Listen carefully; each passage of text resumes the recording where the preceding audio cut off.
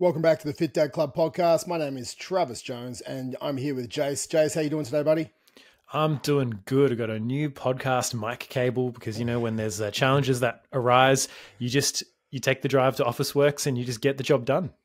Exactly, mate. You don't make excuses. If my audio is more crisp than it was before, then that means that you have to like, rate, subscribe, review the podcast, and it is more crisp.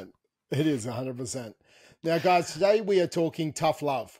I felt like we need this. No, I feel like you need this, not me, because I get enough tough love from my wife. But with this, guys, this is from some coaching clients we've had, and also like we get people. We get, no joke, about 600 new people a month message us in regards to wanting to transform. Out of that, we take on we like weed people out, right? Because some people just aren't committed enough to change. But in saying that, we have conversations with approximately 600 new dads a month. And I see all the messages. I don't have the conversations all the time. My wife has some of the conversations. We have a full-time staff member that has some of the conversations. And you can see the excuses that are made and the bullshit about why they can't even start getting change with their life and with their health. And then when people then say they want to commit to change, they go and half-ass it.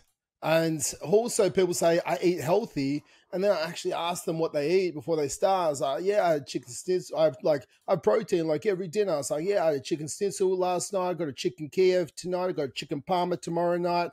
And I got like a chicken burger the next night. I was like, dude, like that's not eating healthy. Like it's not. You had the word, just because there's a word chicken in it, doesn't mean it equals a healthy meal. Chicken nuggets. Exactly. And the other thing is like what is eating healthy, right? Like, I eat healthy, but you can still be eating too much and eating healthy. Like that's the biggest thing people don't understand. Like a handful of nuts is okay if it's just a handful of nuts, but in what context is that handful of nuts, right? 20 grams of nut. If you're super hungry and you're looking for a snack and you're trying to stick to a calorie deficit, don't have nuts. Because the 20 grams for the 100 calories of nuts, you're more likely to go eat 400 grams of carrots for the same amount of calories, right? Literally go eat 400 grams of carrots. Trust me, after 400 grams of carrots, probably not even want to talk to someone for the rest of the day because your jaw's that sore. You're like, don't keep the food away from me. All I can have for the rest of the day is a protein shake because I can't use my jaw because I just munched down 400 grams of carrots. So, guys, today I'm revved up for this podcast. I'm excited, and that's one way to put it. Yeah, I'm fucking revved up, and I want to start it with this. Before we get into everything, I want to start with this. I want you to think of this. Imagine you got given one car and only one car, and you had to use this car for the rest of your life. You have to use it from the age of 17 when you got your learners until the day that people take away your license off you because you start driving crazy. So how would you look after this car? Would you clean it often? Would you have a cleaning routine or a maintenance routine set up? Would you make sure it's actually always serviced properly? Would you make sure you weren't peer pressured into doing stupid shit with your car? Would you make sure, exactly, some burnout competition? Would you make sure it had the right fuel? Would you make sure you always had oil in it? Would you cheap out and put shit oil or shit fuel in it? Probably not, because you're only allowed to have one car for the rest of your life, and no one has time for walking everywhere. So you wouldn't put shit fuel in it. You would look after it, and you would have a routine because you need this car. And the reality is this is exactly the same as your body. You have one for the rest of your life, but you don't have a routine to look after it. You don't make sure it's well maintained. You make excuses around the type of fuel you put in it. You get peer pressured constantly into not looking after it and blame other people why it's not working correctly. Oh, I had kids. Because of this, I just put weight on. It's like the kids didn't force feed you. It's literally a baby. It can't even lift up its arm. It's not putting a burger in your mouth. Right? Like, look, Emmy has actually been trying to put her food in my mouth. That is true. But she's got such little hands. It's not a big portion, guys. And it's not many calories. It's not many calories. Now, I'm not I'm not being an asshole for the sake of being an asshole. I'm just understanding it's time to start treating your body as if you only have one, and you can't buy another one. You can't. If it breaks down, it's going to cost you a lot of money. So instead of costing you a lot of money, doctors, diabetes, heart disease, early death, not seeing your grandchildren, right?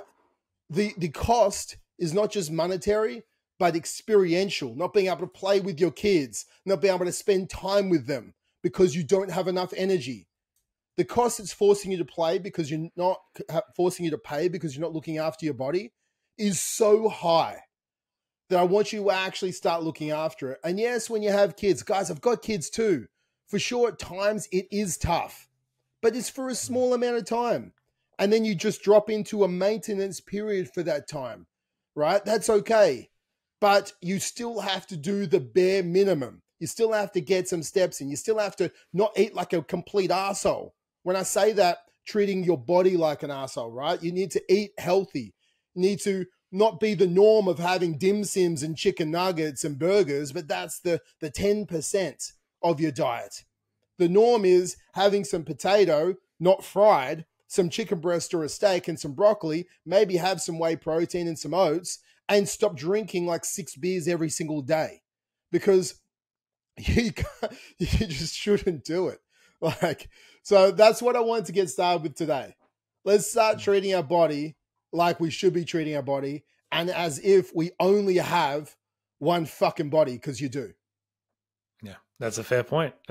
We do only have one. The kids make it dirty from time to time, but they're not the be all and end all. You've got diverging paths. At the end of every day, you can make the easy decision. You can take the easy path out and chuck something in the microwave, or order Uber Eats, or go drive and pick up some food. But then it's there's a couple of conversations I've been having with my wife about this, actually, where we've been talking about, I was like, I can see how easy it can be for people to slip down that path of just pure fucking laziness in many different aspects. There's a lot of things that we do just from like in my example, like cleaning up the house after Imi goes to bed.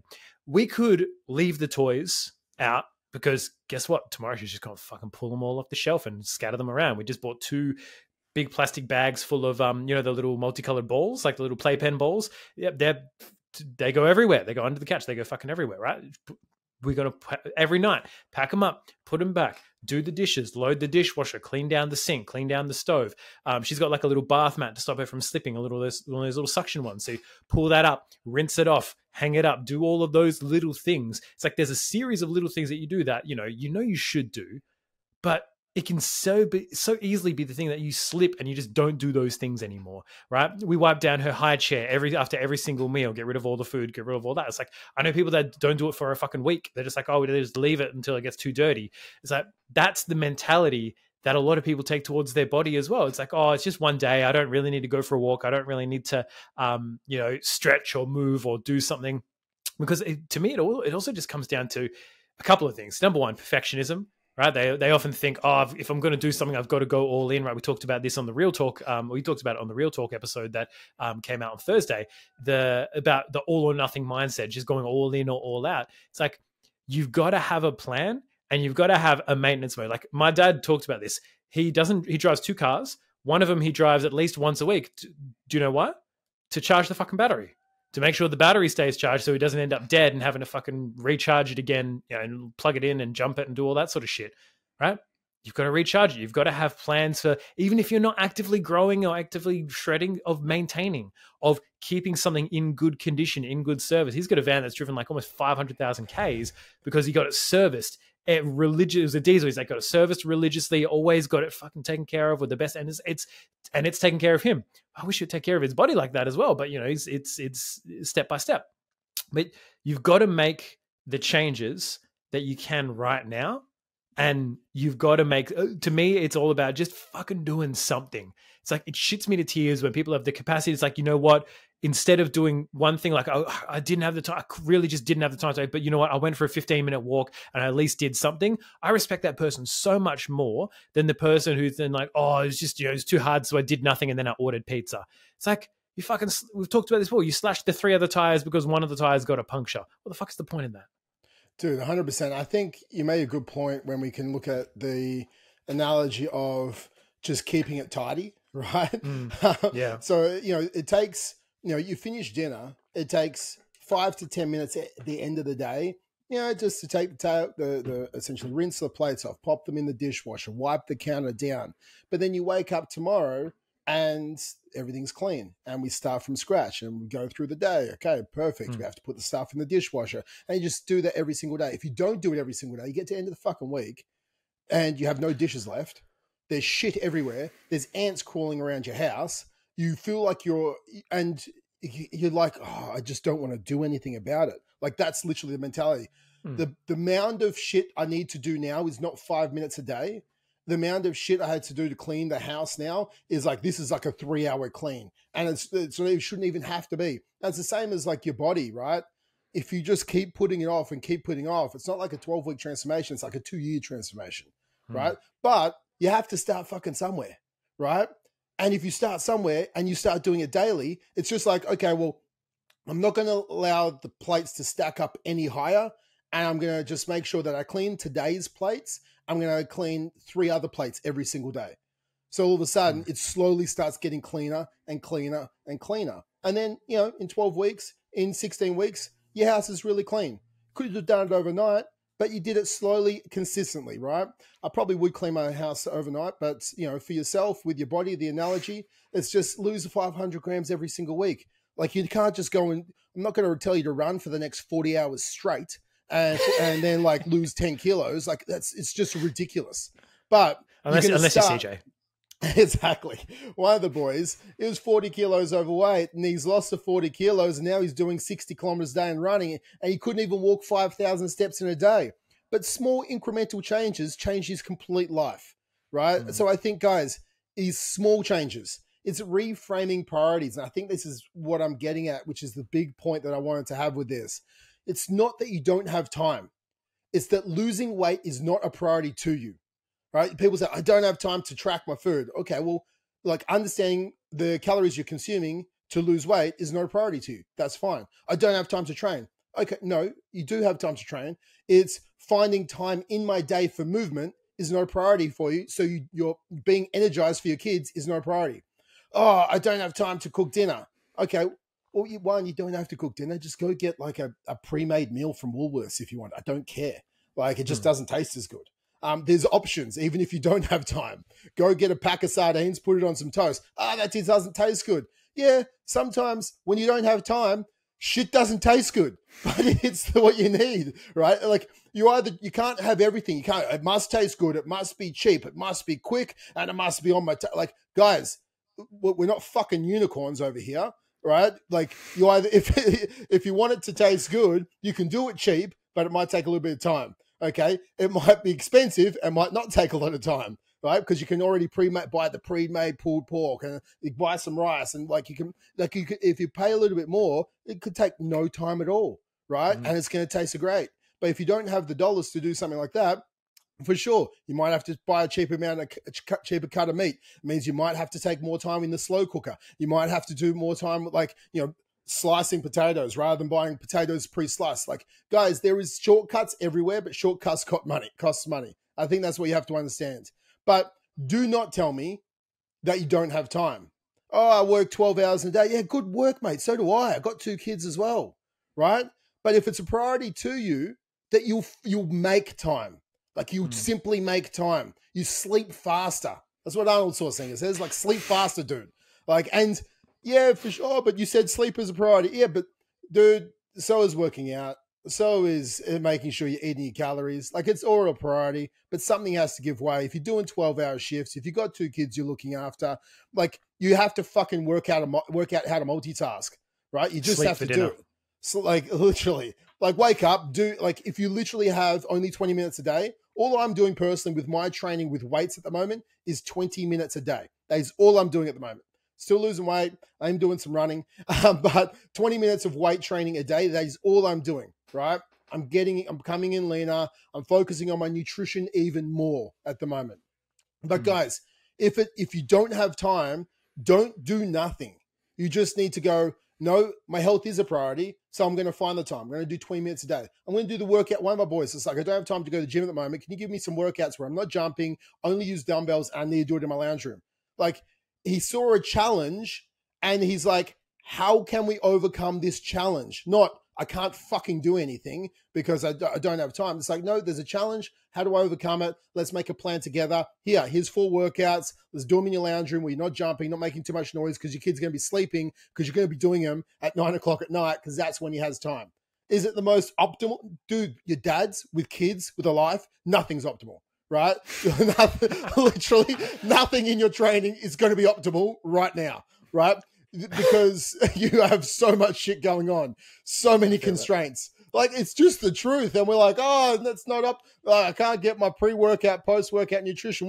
How many carbs should I have post-workout? It's like, dude, you're worrying about, I'm not even worrying about post-workout carbs and what's most optimal there. I'm just trying to get my life together whilst looking after my kids, running a business and getting some training in.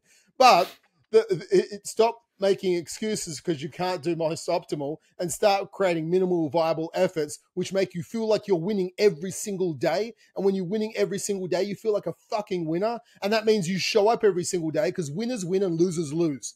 And doing nothing is what losers do. So stop being a fucking winner and start actually saying, my health is a priority. I have constraints. Let's make plans to overcome these constraints. And then I'll execute these plans. And if I miss a day, I never miss twice.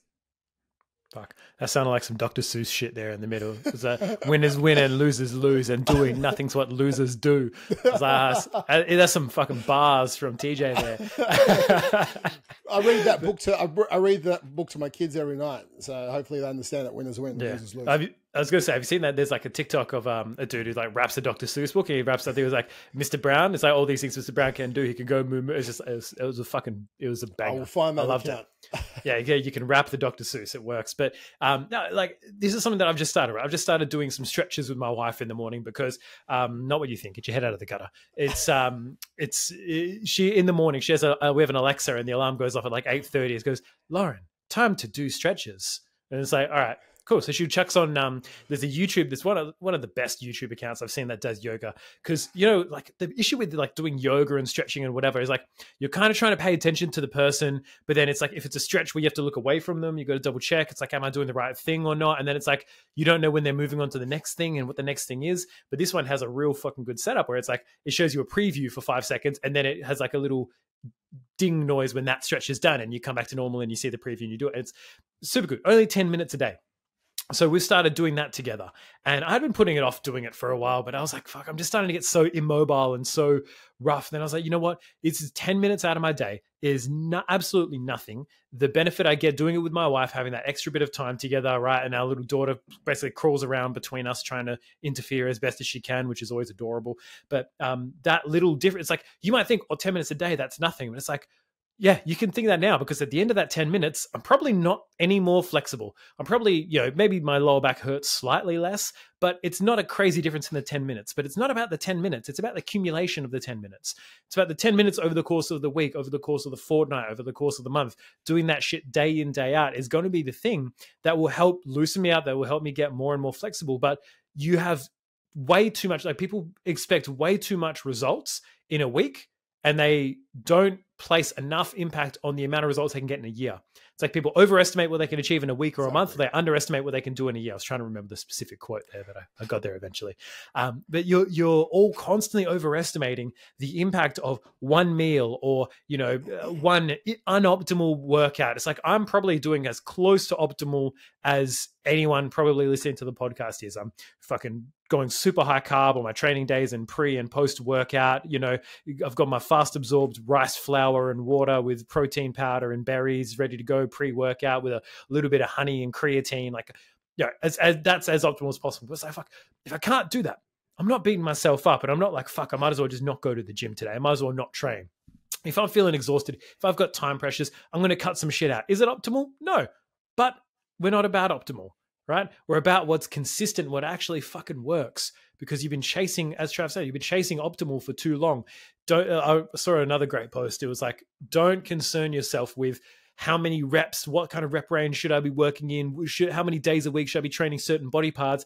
If you're drinking more than fucking 3 beers over the course of, 3 beers across 2 nights across the week, if you're, not sleeping at least 7 hours, which, most of us aren't, but we're doing our best. And if you're like, if your nutrition isn't on point and you're not even bothering to fucking track your food, then none of that sort of shit matters. You're putting all of your eggs in the wrong baskets if you're focusing on that sort of shit. So just starting with something and being consistent with that something. Like I was talking to a client today, and I was like, fuck, instead of us having cereal for lunch, what we're going to do is we're going to take some of that cereal, we're going to pop it into some Greek yogurt instead of instead of milk, and we're going to add some berries in.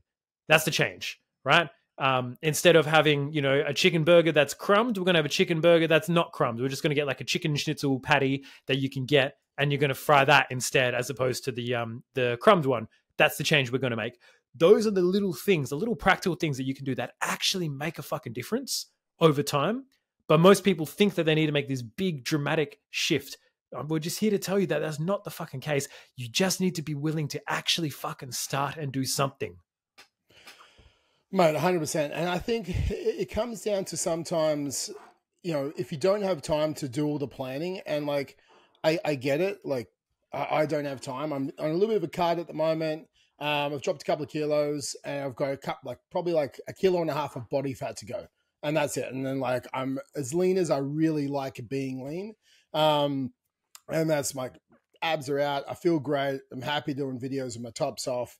Happy days. And understand that some people, that's not your goal where you're listening to you, but don't put your goals on me and I don't put my goals on you. Have a good life, right? But for me, this is my goal, and I don't have the time because I'm not making the time because I've got other shit to do to work out my calories with different meals. So all I'm doing every single day is having 800 grams of lean beef mince. Like every single day, 800 grams of lean beef mince. I'm having a head of lettuce every single day. I'm having half a jar of, and there's like no calories in that. I'm having half a jar of tomato salsa, like Old El Paso. No fucking calories in that either. Good. Like so good. So good. I'm having basically a packet of taco seasoning on my mince every single day, like throughout the serves. I have 2 to 3 serves a day. Sometimes I break up into 400 grams and 400 grams. Sometimes I don't. Sometimes I'll just do 300 and 200. Like I'll break it up into 2 or 3 meals a day, and I make it super simple. And I have 3 eggs, okay, with my lunch, and 3 eggs with my dinner. So 6 eggs a day. That's literally my nutrition. And I'll do this for 14 days, right? But I don't have time at the moment. I'm not creating time at the moment to actually meal plan out my day. So all I did as well, for the next 14 days, I don't mind it, right? Like I'm a very simple person. I like having different meals. Trust me, I like eating the same thing for breakfast and lunch and dinner every single day for 14 days. It's not for everyone, but if I like the meal, I'm like, hey, I'll just run with it. But I'm not creating time to create space to track individual meals every single day. So rather than creating excuses, I was like, to plan that a day, I'm going to eat this every single day for the next 14 days. I'll lose my 1.5 kilos. Now I'll add back in my variety because I won't be as in a sharper deficit, and I'll just like go back into it. Because like when I'm aiming to get that last little bit, I just literally take out all variety because I can't be bothered thinking about it. And that's me. But I could make excuses, but I don't want to make excuses. I'd rather like reframe the priorities, take ownership, and actually move forward. I think that is a big thing. It's like, even if you look at it, it's like you make excuses and you start eating those beers, having beers every single day, as you were saying, Jace. It's like 3 beers a day times 365 days. Like we're looking at about 8 kilos a year. If you cut out 3 beers a day, you lose 8 kilos a year, right? That's it. If you just cut out 3 beers a day, like it works out to be like 55,000 calories if you're having 3 beers a day.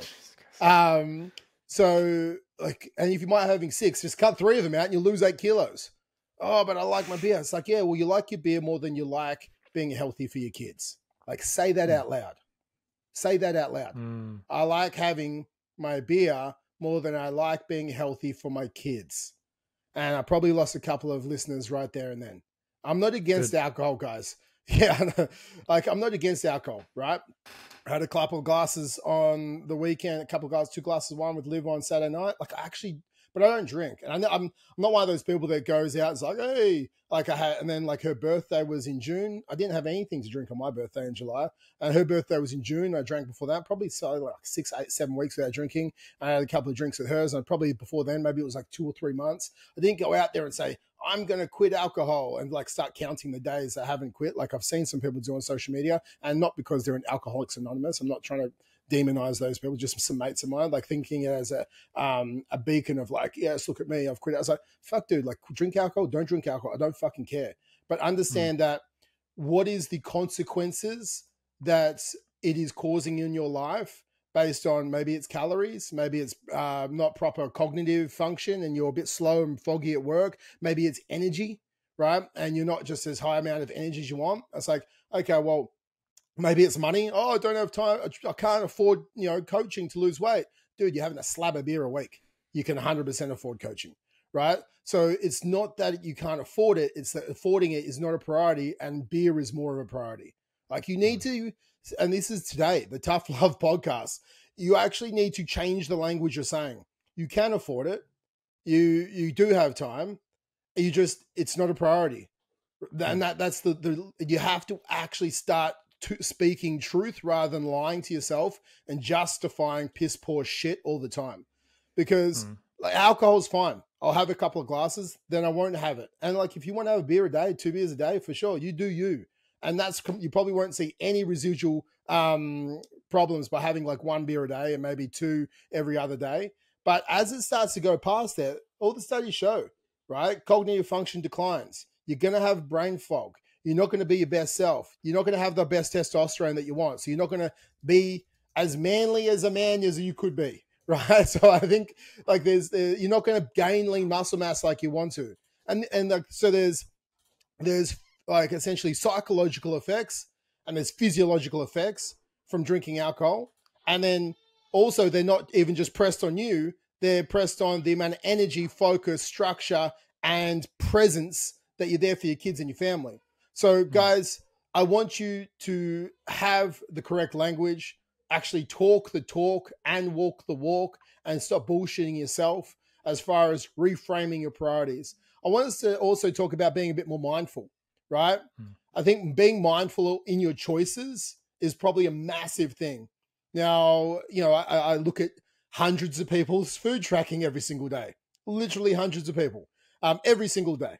I just track, what they eat today, I look. So I probably have quite a large, and I've been doing this for 20 years. Right? So that's a big sample size. I've got a big fucking sample size. I'm like, why'd you eat that? Oh, I didn't think about it. Right? Oh, I didn't track beforehand. I didn't plan my day. Like there is a common theme. The people who don't track their day beforehand and think about what they're going to eat lose, right? You actually have to have some prior thought into this. Anyone who's been in a business meeting, you rock up to a business meeting, there's no agenda for it. It goes for fucking ages. You leave the business meeting and you're like, what the fuck was the point of that? And everyone's pissed off, right? It's the same as your diet. If there's no agenda, like everyone's angry and they're frustrated. And there's like, what the fuck was going on? It like causes anxiety in the meeting. Like, what the hell are we talking about? If there is literally no agenda for your day, one, you get frustrated because you're like, what can I eat? And it takes longer than it should because you don't have a plan.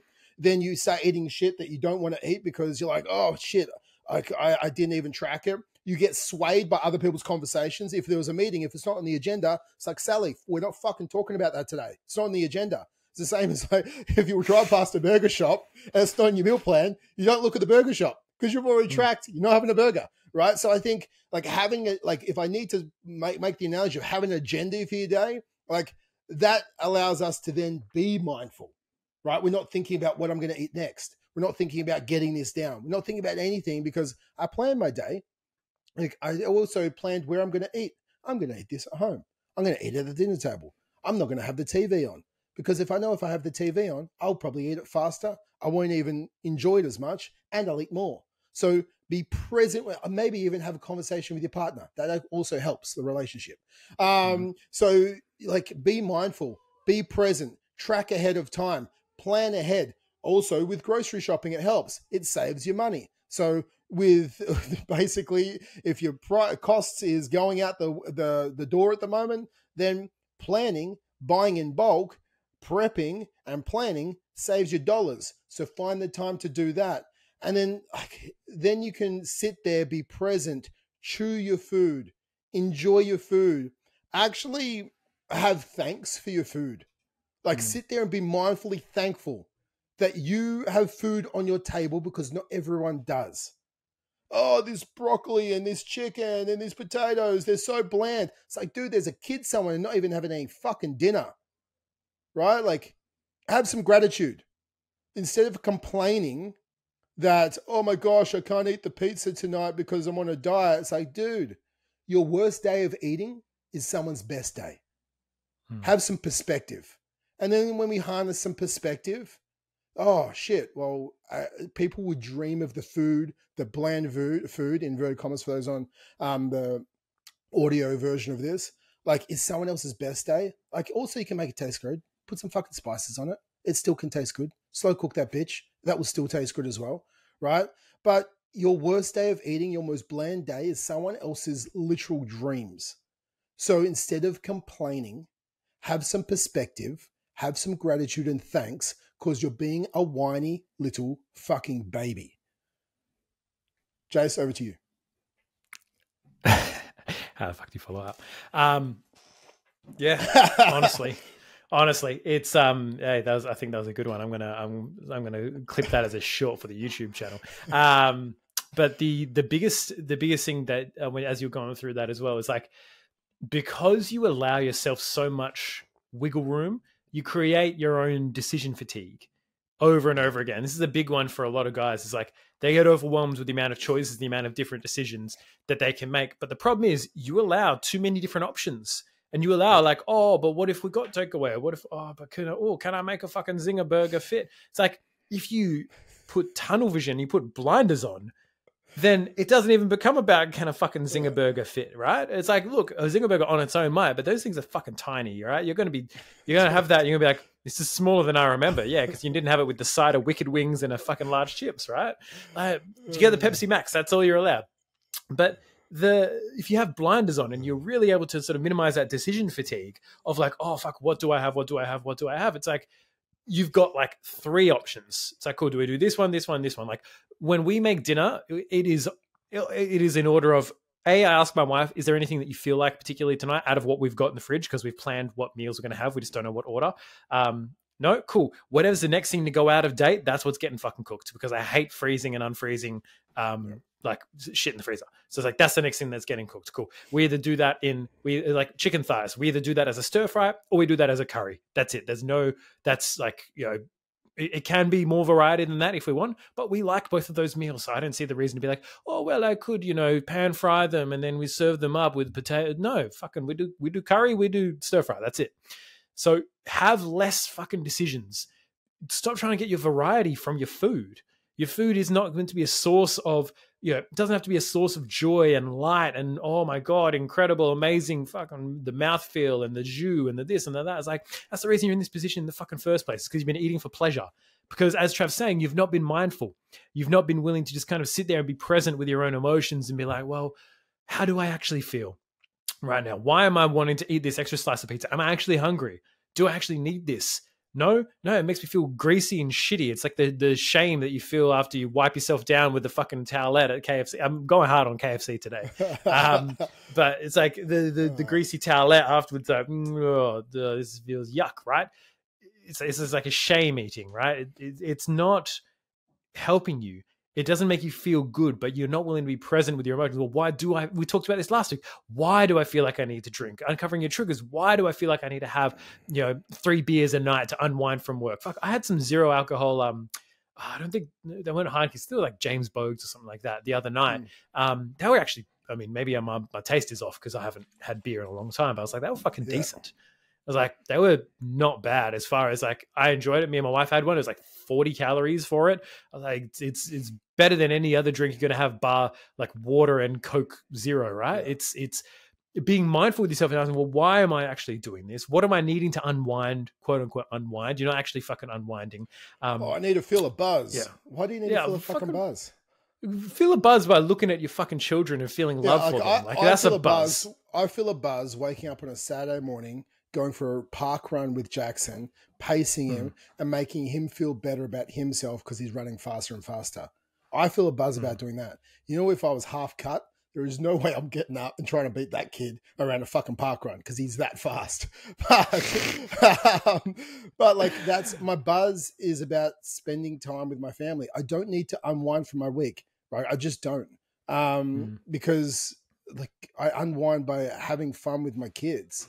Like I deal with my stress with the gym, with going for a run, with actually creating iterations of what went well, what didn't go well. Guys, like I've had probably more stress than a lot of people in their life, from like having meningococcal and nearly dying to having a business that went through voluntary administration and like mate, so much stress.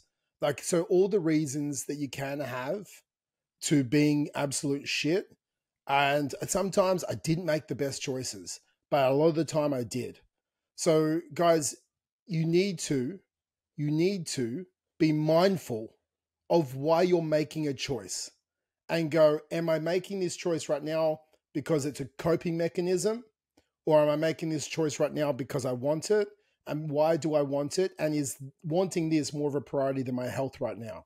I think it's just being present with your fucking thoughts and your actions instead of living by default, as Jace would say, instead of by design. It's I saw another reel. Reels are a big part of my day sometimes. But it's like you look at she's and look, I get good information from it. So I actually quite like, because when you curate your algorithm to not be just all booty pictures and girls doing mic'd up leg day, gonna do my booty shot today. We're training triceps. Here's my ass. Like, as long as we're not doing that sort of shit, right? It was. She was like, what is the purpose of your activities? Like you say, oh, I need to unwind at the end of the day. All right, well, after 4 episodes of Netflix, do you actually feel any more unwound? Do you feel any more relaxed? Oh, no, or not really. No. So are you actually looking to, like, is the thing that you're doing fit for purpose? Are you actually relaxing by doing that? Or are you just needing an escape? Are you just trying to escape from shit? And the not willingness to be present, and just like the pure not awareness to just be able to sit there and go, how am I actually fucking feeling? And confront your ego a little bit, right? This idea of who you are or who you need to be, rather than just like we've all had those brutally honest conversations. I was like, no, come on, fuck, you don't need to do this. You don't need to sit down and have a beer and do this right now. You can get up, finish this thing. Like, I'll have this conversation with myself every now and again usually when it comes to like something housework. It's like, fuck, I'd love to just like sit down and like play a game for a little bit or do something like that. Then I'm like, no, look, there's like one or two things. I can fold the washing. I can do this thing. I know it's going to make my wife really happy. I know that is what a good husband would do, right? Not the husband that, you know, I see my wife talking to me about, that's on all these Perth mums Facebook groups that have, oh, my husband doesn't let me buy any groceries, but you know, is that a red flag or not? It's like, fuck, all right, I've got to be, I want to set the bar far higher. If you're that kind of husband, sort your shit out.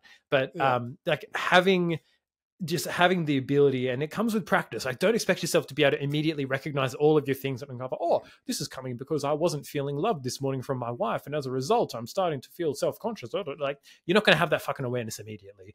You need to give yourself time and space away from your fucking devices, away from scrolling shit, away from, you know, all that sort of stuff. Like, the best times I have with my daughters when I throw my phone across the room and I'm just like, I lie there on the mat with her. It's like, my wife calls it lazy parenting, but I'm like, look, she wants to play on the ground. I'm lying next to her. She crawls on me and stuff. I'm like, she's having fun. I'm having fun too. I'm just being present with her, walking her around the house. It's just the best time just seeing her experience life. And I can't fathom how sad she would be if I was there on my phone, even if I was laying in the same spot on my phone, thinking something else was more important than she was, because that's ultimately what you're doing. And I remember I went on a date with a girl like quite a few years ago who, when I was with her, we were at the beach and she was so focused that she wanted me to get an Instagram photo for her. And like, then she was spending all this time posting it and then on her phone. I was like, all that I was thinking was, the people in there are more important than me right here. That's how I know this isn't going to work. It's like, that's how your family feels when you're just constantly trying to distract and dissociate from them. It's like, yes, you might have had a hard day. Find better ways to cope. Find more positive ways to deal with the shit that's going on in your life. Go for a walk. Do some fucking push-ups. Buy a boxing bag if that's your style. Go get some fucking punches in, right? Just do something that is more positive than what you're currently doing. I go, dude, like kids spell love, right? Time, right? They do. They spell love in time. You might say, oh, I love you. I love you. Yeah, of course I love you. I'll go to work because I love you. But then you, if you love them, you look after yourself so you can spend time with them on the things that they want to do, right? Like, you know, it means you go out and kick the soccer ball on the weekends. Oh, I've had a hard week and I'm too tired. It's like, no, if you were fit and healthy, you wouldn't be tired, right? You go for a run with them, get them healthy and active. Go hit a boxing bag with them. Go to the beach with them, not be self-conscious and actually play with them, right? Like spend time with your kids, not sitting on the fucking couch. And like, that's how they spell love, right? They just do. So if not from anything, do it for them, if not for yourself, and committing to change and actually changing behaviors. I think a big thing that stops people is actually taking ownership of their health and being honest and actually real and a bit raw at the start of a journey, right? Like, and it's, you have to be raw, you know, but so people blame and make excuses and they like kind of laugh it off. It's like it was an Aussie thing. They literally like, oh, I'm a couple of kilos of weight. It's like, dude, you're fucking 40 kilos of weight. You're a fat fuck, right? Like that, you're going to fucking die early. Right. And it's okay. I'm saying this out of love, guys. I'm literally saying it out of love, but you should be saying this to yourself. I'm not for the self-love movement, embracing heart disease, diabetes, and dying early. I'm not for that. Right. So that's not self-love. It's not fucking self-love. What I am for is you looking in the mirror and saying, I fucking did this. Like I made myself a fat fuck. Right. Like I made myself fat. I made myself fat because I overate, I made excuses, bullshit fucking excuses, and I just didn't get my ass into gear for long enough because I said I didn't have time or whatever it is. And you say that. But because I did this, I know I can undo this. Because until you take ownership, you can't take power, right? Because changing your life is all about being in control of the power. If we blame other people, justify what happened, oh, I had kids, oh, I was tough at work. It's like, dude, you're going to have more kids, or you probably still have them. There's going to be tough times at work again, trust me, and probably financial pressure as well. So are you saying, because this happened, I gained weight? So you're saying also, if this happens again, you'll gain weight again? Because instead you go, no, I didn't handle my shit properly. I put on the weight. I've made myself this right now. And because I made it, I can unmake it.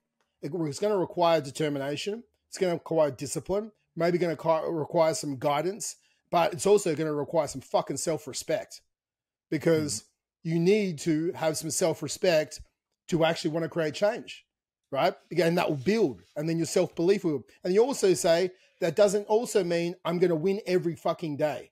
Like I'm not going to win every day, but I'm going to win more days than I lose. And that's how I'm going to change my life. And you say that to yourself in the mirror every single day, and you tell me you aren't fired up. Right? And then in 100 days, you'll be like, I made this. And you'll be so proud. You'll be proud of the fact that you stood up every single day, reminding yourself who you are, reminding yourself who you aren't, and reminding yourself today is another day to move forward to your potential. I think ownership, change without ownership is never going to happen. It's temporary. You change without taking ownership of the fact that you are the one who has got yourself in this situation. You owe yourself that level of honesty and that level of, because you already fucking know. It's like, who are you lying for? You already know who's the person that got you into this situation.